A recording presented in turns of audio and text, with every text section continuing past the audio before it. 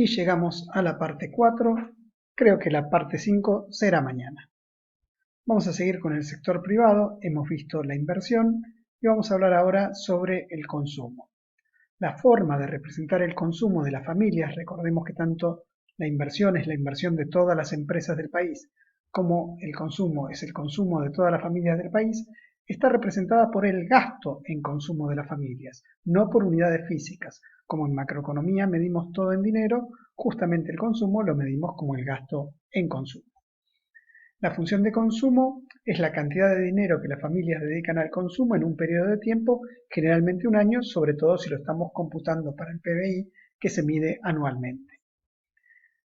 Tenemos la misma notación funcional que ya conocíamos de la inversión o de la oferta o la demanda, y decimos, el consumo es función de o depende de el ingreso disponible de las familias. Recordemos que las familias podían gastar su ingreso disponible ya sea en consumir, ya sea en ahorrar.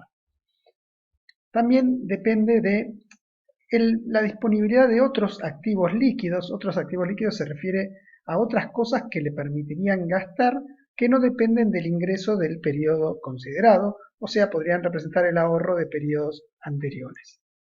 De la población urbana en su relación con la población rural. Se sabe que la población urbana tiene una mayor propensión a consumir, o sea, está dispuesta a consumir más parte de su ingreso disponible que la población rural, o sea que una mayor cantidad de población rural implica un mayor consumo respecto del ingreso disponible. Las expectativas, que como ya dijimos antes, suelen tener el mismo efecto que la realidad. Si hay expectativas de un mayor ingreso a corto plazo, las familias van a aumentar su consumo, y si hay expectativas de un menor ingreso, probablemente restringan su consumo. Y el acceso al crédito, al igual que la inversión, y otros determinantes que pueden aparecer. Con cada uno de estos determinantes hay una relación que puede ser directa o inversa. Recordemos que relación directa es que cuando aumenta uno, aumenta el otro, y relación inversa, cuando aumenta uno, disminuye el otro. Un aumento del ingreso disponible aumenta el consumo. Lo mismo la presencia de otros activos líquidos que pueden utilizarse para gastar. También una mayor proporción de población urbana respecto de la rural aumenta el consumo. Las expectativas pueden ser favorables o desfavorables. Las expectativas favorables aumentan el consumo, las desfavorables lo disminuyen, y el acceso al crédito con sus dos componentes también afectan al crédito. Un mayor plazo aumenta el consumo y una mayor tasa de interés disminuye el consumo. En general se hace un ceteris paribus para estudiar el consumo respecto del ingreso disponible, o sea, qué parte del ingreso disponible dedican al consumo las familias si todos los demás determinantes permanecen constantes. En nuestro diagrama de circuito económico bastante completo que ya habíamos hecho, habíamos llegado a decir que se podía repartir entre los factores productivos no todo el Producto Bruto Interno, sino que había que restar de eso las depreciaciones que transformaban la inversión en inversión neta interna.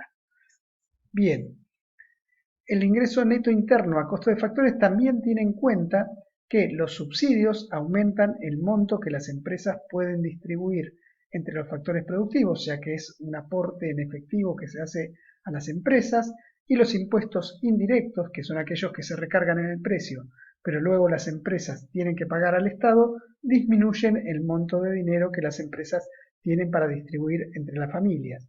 Eso nos lleva al ingreso neto interno a costo de factores, que es el producto neto interno a precio de mercado, menos los impuestos netos de subsidios, que es lo mismo que decir que restamos los impuestos indirectos y sumamos los subsidios. Eso es lo que se puede repartir como ingreso de la economía entre salario, renta, interés y beneficio. Producto neto interno a precio de mercado menos los impuestos indirectos netos de subsidios nos dan el ingreso neto interno a costo de factores, lo que se puede repartir, insisto, entre salarios, renta, interés y beneficio. Pero para llegar al ingreso disponible de las familias necesitamos recorrer un poco más este camino. El ingreso neto nacional a costo de factores tiene que ver con que el resto del mundo también participa en el mercado de factores productivos. al ingreso neto interno a costo de factores para lograr el ingreso neto nacional a costo de factores, que es el ingreso de los residentes, o sea, las personas que tienen el centro de interés económico dentro del país, lo que vamos a hacer es restarle la retribución de los factores extranjeros que operan en Argentina, empresas extranjeras que giran utilidades a sus casas matrices o no residentes que vía remesas mandan sus ingresos a sus familias en el extranjero, y sumar la retribución de los factores argentinos que operan en el extranjero, empresas argentinas que giran utilidades hacia Argentina, trabajadores argentinos en el extranjero que tienen su centro de interés económico y sus familias dentro del país. Esto da como resultado lo que llamamos normalmente el ingreso nacional, el que está destinado a la retribución de los factores argentinos o de los factores de los residentes en Argentina. Pero para llegar todavía al ingreso disponible, al dinero que las familias pueden destinar al consumo o al ahorro, hay que calcular primero el ingreso personal. El ingreso personal va a ser ese ingreso nacional neto a costo de factores o simplemente ingreso nacional, al cual le vamos a restar los beneficios no distribuidos de las empresas que no llegan a las familias y le vamos a restar los impuestos directos sobre los beneficios de las empresas que tampoco llegan a la familia. Esta es la parte de los beneficios que no llega a las familias de los residentes.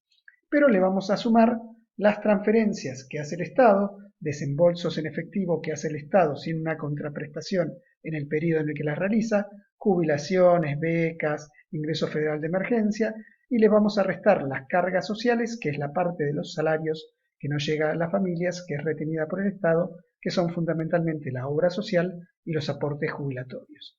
Ese ingreso personal, que es lo que realmente llega a las familias, es lo que está grabado por los impuestos directos sobre los impuestos de las familias, llamado en Argentina impuesto a las ganancias. El ingreso disponible es el ingreso personal una vez restado el impuesto directo sobre la familia. Ese es el ingreso disponible del cual depende el consumo y ese es el ingreso disponible que puede dedicarse o bien al consumo o bien al ahorro. Veamos ahora la curva de consumo. Esta curva de consumo nos indica para cada nivel de ingreso disponible cuánto se va a dedicar al consumo si todos los demás determinantes no cambian. Una curva de consumo, por lo tanto, indica la cantidad de dinero que las familias de un país están dispuestas a destinar al consumo para cada nivel de ingreso disponible en un periodo de tiempo, generalmente un año, y ceteris paribus, si todos los demás determinantes no cambian. Aquí hay dos elementos a tener en cuenta que son muy importantes a la hora de pensar políticas que estimulen el consumo. El primero, que fue enunciado por Keynes, que es la ley psicológica fundamental, que dice que a medida que aumenta el ingreso disponible, el consumo aumenta, pero cada vez en menor proporción. El segundo, que existe algo llamado consumo autónomo, que significa que para el conjunto de familias del país existe un nivel de consumo que se da aunque no exista ingreso.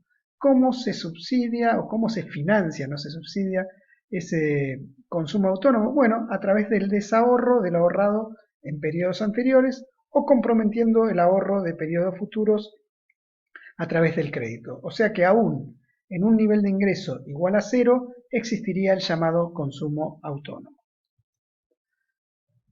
La función de ahorro trata de explicar de qué depende el ahorro de las familias y siendo que el ingreso disponible solo puede destinarse al consumo o al ahorro, el ahorro es la cantidad de dinero que las familias no dedican al consumo en un periodo de tiempo, o sea, la parte del ingreso disponible que no se gasta en consumir.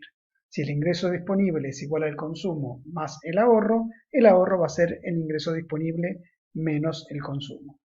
Aunque pueden existir otros motivos para ahorrar, hay teorías respecto del ahorro, como el ahorro del ciclo vital, que supone que en ciertos periodos de la vida uno gana menos y en otro gana más, y en esos periodos que gana más, sabiendo que después va a ganar menos, uno realizaría un ahorro para mantener el mismo nivel de consumo en los últimos años de su vida, el ahorro por precaución o el ahorro por legado o herencia para dejarles dinero a las generaciones futuras.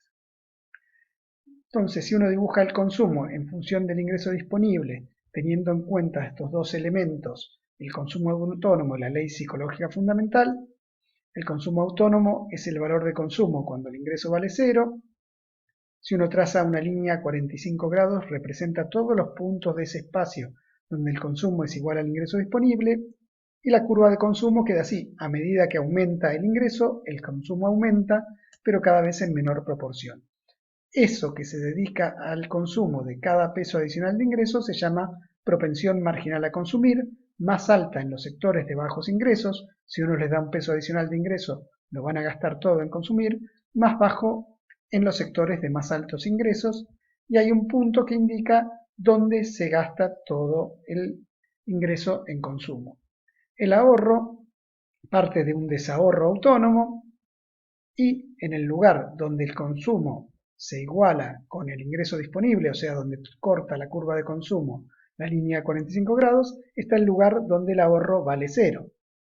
Para encontrar otros puntos de la función de ahorro, uno ve cuánto excede la curva de consumo el ingreso disponible, y eso va a ser un desahorro. El consumo autónomo es desahorro autónomo cuando el ingreso vale cero, y estos son niveles de desahorro que van disminuyendo el desahorro y aumentando y disminuyendo la distancia entre el consumo y el ingreso disponible a medida que aumenta el ingreso, que es llegado el caso cuando el nivel de ingreso el nivel de ingreso es inferior al consumo disponible, hay ahorro genuino. La curva de consumo queda así, la curva de ahorro queda como la de abajo, y a la izquierda del punto donde el consumo es igual al ingreso disponible hay desahorro, y a la derecha hay ahorro genuino. Se llama propensión media a consumir a la parte que en promedio se dedica al consumo del ingreso disponible. En el lugar donde el consumo es igual al ingreso disponible, la propensión media a consumir vale 1, y en el lugar donde el ahorro vale 0, la propensión media a ahorrar, que es la parte del ingreso que se dedica al ahorro, vale 0 porque no hay ahorro. En los próximos videos nos vamos a ocupar del sector externo, el sector público y las políticas macroeconómicas. Por ahora nos despedimos, creo que hasta mañana.